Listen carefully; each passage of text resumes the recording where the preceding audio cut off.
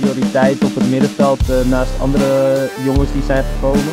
En ja, toen die gesprek gehad, tactisch. Respon mengejutkan Tijani Renders usai nama sang adik trending di Indonesia. Tijani Renders sampai berani ngomong begini ke Sintayong. Hashtag Sintayong out menggema. Media Vietnam ini memprediksi sang arsitek asal Korea Selatan itu akan didepak PSSI jika kalah dari Arab Saudi. Gemparkan publik. Ultimatum Erick Thohir ke pemain usai dipermak Jepang 0-4. Erick Thohir nyatakan akan mundur dari posisi ketua umum PSSI. Serta beberapa berita timnas Indonesia hari ini. Selengkapnya hanya di Kickoff Football.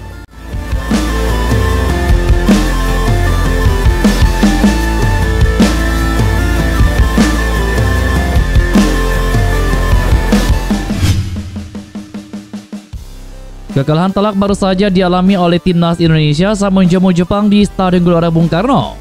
Bertindak sebagai tuan rumah, timnas Indonesia justru kalah dengan skor telak 0-4. Jepang tentu bukan lawan yang mudah bagi timnas Indonesia asuhan Sintayong. Dari segi ranking FIFA saja terpaut jauh antara Jepang dengan timnas Indonesia saat ini. Meskipun sudah diperkuat pemain naturalisasi dan pengalaman bermain di Eropa, tetap saja Jepang masih cukup kuat bagi timnas Indonesia. Akibat kekalahan ini, timnas Indonesia berada di dasar klasemen grup C, babak ketiga kualifikasi Piala Dunia. Satu pertanyaan yang menarik, bagaimanakah nasib Sintayong usai timnas Indonesia kalah melawan Jepang? Pasalnya timnas Indonesia mengalami 2 kali kekalahan berturut-turut. Selain itu, timnas Indonesia saat ini berada dalam posisi yang begitu sulit untuk bisa lolos ke Piala Dunia 2026. Media Vietnam ikut penasaran dengan nasib Sintayong ke depannya. Menurut media Vietnam Soha Vien, sebenarnya hasil yang diraih timnas Indonesia di 5 laga babak kualifikasi Piala Dunia tidak begitu buruk. Oleh sebab itulah, media Vietnam menilai posisi Sintayong seharusnya masih tetap aman. Akan tetapi, media Vietnam juga melihat potensi Sintayong akan dipecah, sehingga pelatih asal Korea Selatan tersebut harus ekstra hati-hati. Menurut media Vietnam Soha Vien, nasib Sintayong kemungkinan besar akan ditentukan dari hasil pertandingan timnas Indonesia melawan Arab Saudi pada tanggal 19 November mendatang. Walau belum jelas bagaimanakah langkah yang akan diambil PSSI, media Vietnam mengingatkan bahwa akan ada kemungkinan pemecatan terhadap Sintayong jika sampai timnas Indonesia kalau melawan Arab Saudi nanti. Di sisi lain, selesai pertandingan kontra Jepang tadi malam, Ketum PSSI Erick Thohir mendatangi ruang ganti pemain. Pada kesempatan tersebut, Erick Thohir memberikan ultimatum untuk para pemain.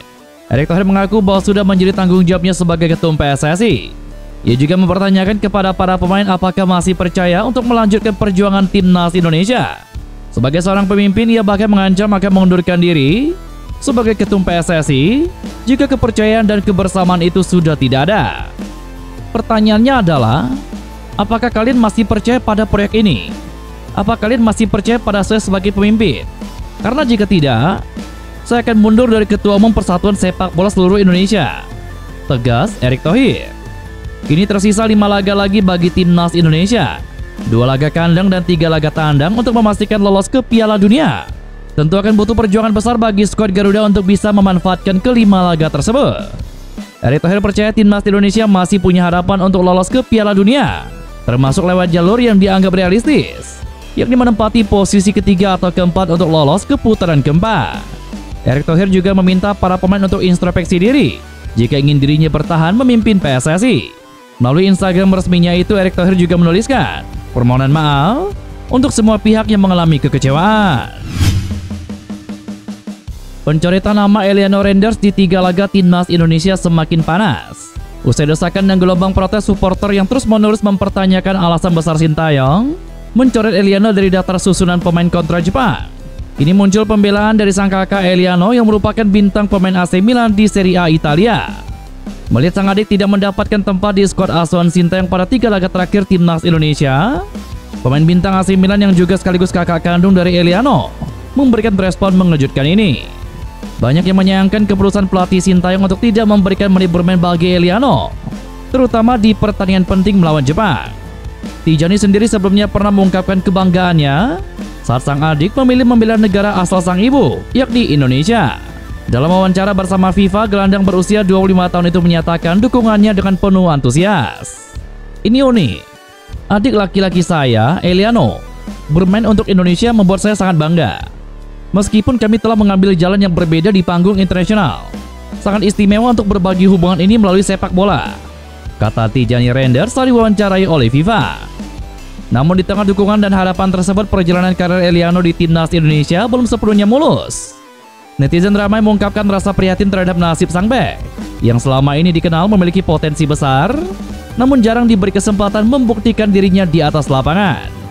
Terkait hal ini, sang kakak memberikan respon tidak biasa, namun tetap memberikan semangat untuk karir profesional sang adik ke depannya. Tijani juga tidak terlalu mempermasalahkan keputusan sang adik yang memilih berseragam merah putih yang berujung dengan ketidakpercayaan sang pelatih kepada dirinya pada laga kontra Jepang tadi malam, seperti yang dikeluhkan sebagian supporter timnas Indonesia yang mengatakan percuma menaturalisasi pemain namun tidak diberi kesempatan untuk bermain. Dalam sepak bola semua bisa terjadi, seperti halnya oleh Eliano. Keputusannya membela merah putih menjadi harapan agar dia bisa berkontribusi untuk negara. Namun perlu diingat, semua ini kembali ke pelatih dalam suatu klub atau negara. Ini berat bagi seorang pemain, namun harus dirasakan dan juga diterima, karena semua ini mungkin akan jadi lebih baik jika kita bisa meyakinkan pelatih di laga ke depan. Dan saya yakin dia akan lakukan yang terbaik, kata Tijani Renders. Sang kakak juga terpantau memberikan respon langsung pada unggahan terakhir sang adik di media sosial Instagram. Unggahan itu mendapatkan komentar semangat dari sang kakak, Tijani Renders, gelandang andalan AC Milan yang dikenal selalu mendukung penuh karir adiknya. "Let's go," tulis Tijani singkat namun penuh semangat. Komentar ini langsung menuai respon dari netizen yang merasa terharu.